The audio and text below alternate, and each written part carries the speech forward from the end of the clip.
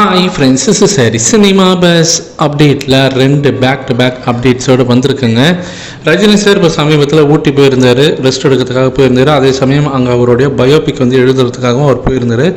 அங்கே ஊட்டியில் அவருடைய ரசிகர் மன்ற நிர்வாகிகளோட பார்த்தினாக்கா அவர் ஒரு சந்திப்பு மேற்கொண்டார் அப்படின்றது தான் லேட்டஸ்டான தகவல். அந்த நிர்வாகிகளுடைய சந்திப்பில் அவர் என்ன பேசினார் அப்படின்றதெல்லாம் ரொம்ப டாப் சீக்ரெட்டாக வச்சுருக்காங்க. அவர் அரசியல் பேசினாரா இல்லை ஜஸ்ட் ஒரு மரியாதை நிமித்தமான ஒரு சந்திப்பாக அது இருந்துதா அப்படின்றது யாருக்கும் தெரியல. ஆனால் அவர் நிர்வாகிகிட்ட அவர் சந்தித்து பேசியிருக்காரு. அது ஒரு ஹைலைட்டான ஒரு விஷயமா போயிட்டு இருக்கு ஒரு பக்கம். இன்னொன்று பக்கம் ஜெயிலர் செகண்ட் பார்ட்டுங்க. எல்லாருடைய கண்களும் இப்போ இந்த படத்து மேலே தான் இருக்குது. ஏன் காரணம் அப்படின்னு பார்த்தீங்கன்னாக்கா, இந்த படத்தோடைய ரிலீஸ் தேதி செப்டம்பர் மாதம் முதல் வாரத்தில் இதை ரிலீஸ் பண்ணலாம் அப்படின்னு சொல்லிட்டு சன் பிக்சர்ஸ் முடிவு பண்ணி வச்சுருந்தாங்க. அப்படின்றத பற்றினா நம்ம டிஸ்கஸ் பண்ணியிருந்தோம்.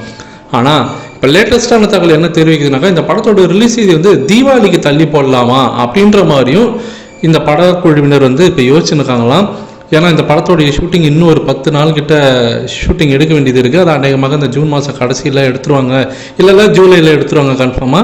ஆனால் அதுக்கு அது எடிட்டிங் ஒர்க்ஸ்லாம் பண்ணி ஒரு பக்காவான ரிலீஸ் தேதி நம்ம கரெக்டாக ரிலீஸ் பண்ணணும். ஸோ செப்டம்பர்ன்றது ரொம்ப நெருக்கடியாக இருக்கும், நம்ம தீபாவளிக்கு ரிலீஸ் பண்ணலாமா அப்படின்ற மாதிரி யோசிச்சுன்னு இருக்காங்களா, இன்னும் அவங்க முடிவு பண்ணலை. ஸோ இது சம்மந்தமான டிஸ்கஷன்ஸ் போயின்னு இருக்குது. இதற்கிடையே இந்த படத்தில் இந்த special cameo role Hrithik Roshan தான் பண்ண போகிறாரு அப்படின்றது நியூஸ் வந்தாச்சு. ஆனால் இப்போ லேட்டஸ்டான ஒரு விஷயம், இந்த அப்டேட் வந்ததுலேருந்து எல்லாருக்கும் இப்போ ஒரே குழப்பம். இந்த படம் செப்டம்பர் மாதம் வருமா தீபாவளிக்கு வருமானது. என்னுடைய ஒப்பீனியன் நான் ரொம்ப ஃப்ராங்காக சொல்லணுனாக்கா, தீபாவளிக்கு இந்த படம் வந்ததுனாக்கா காலி. ஏன்னா தீபாவளிக்கு பேன் இந்தியா படமான ராமாயணா ஹிந்தியில் ரிலீஸ் ஆகுது. இது வரைக்கும் நம்ம இந்திய சினிமா வரலாற்றிலே பெரும் பட்ஜெட்டில் எடுக்கக்கூடிய ஒரு படமாக அது அமைஞ்சிருக்கு. ஸோ அந்த படத்தை நார்த் இந்தியாஸில் கொண்டாடுவாங்க, ராமாயணா ராமர் கதை. ஸோ கண்டிப்பாக உங்களுக்கே தெரியும், பெரும் பட்ஜெட்டில் எடுக்கிறாங்க. அவங்க இப்போவே நார்த் இந்தியாவில் ஹிந்தி பெல்ட்டில் எல்லா தேட்டரையுமே அவங்க புக் பண்ணி வச்சுட்டாங்க, இன்க்ளூடிங் ஐமேக்ஸ்லேருந்து எல்லா தேட்டரையுமே அவங்க புக் பண்ணி வச்சுட்டாங்க. இவங்க இப்போ தீபாவளிக்கு போகிறாங்கன்னு வச்சுங்களேன், கிளாஷுக்கு தான் போயாகணும். அதுவும் கிளாஷ் இந்தியா முழுக்க ஒரு பெரிய கிளாஷாக இருக்குது. தீபாவளிக்கு மற்ற லாங்குவேஜ்லேயும் படங்கள் வரும், தெலுங்குலேயும் படம் வரும், கன்னடத்துலேயும் படம் வரும். அப்போ நீங்கள் கிளாஷை தவிர்க்கவே முடியாது. ஹிந்தியில் சுத்தம் உங்களுக்கு 100 தேட்டர் கூட கிடைக்காது.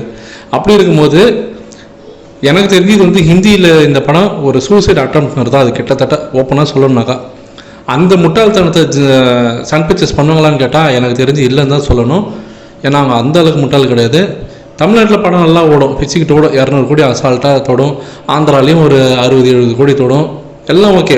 மறுபடியும் அதே தான், ஜெயிலர் ஃபஸ்ட்டு பார்ட்டு 600 கோடி, அடுத்து சொன்னோட்டா கூலி 500 கோடி. அந்த வரிசையில் இந்த படமும் ஒரு 500லேருந்து 600 கோடியில் தான் நிற்குமோ தவிர 1000 கோடியை நீங்கள் மறந்துட வேண்டியது தான். உங்களுக்கு 1000 கோடி வேணும்னாக்கா தயவு செஞ்சு நீங்கள் கிளாஷில் ரிலீஸ் பண்ணவே கூடாது. அது ரொம்ப ரொம்ப முக்கியம். ஹிந்தி பெல்ட்டில் ஹியூஜ் நம்பர் ஆஃப் ஸ்க்ரீன்ஸில் நீங்கள் ரிலீஸ் பண்ணணும். அது நீங்கள் ராமாயணம் கூட டேரக்ட் கிளாஷில் தீபாவளிக்கு ரிலீஸ் பண்ணிங்கனாக்கா அதுக்கு சாத்தியமே இல்லாமல் போயிடும்.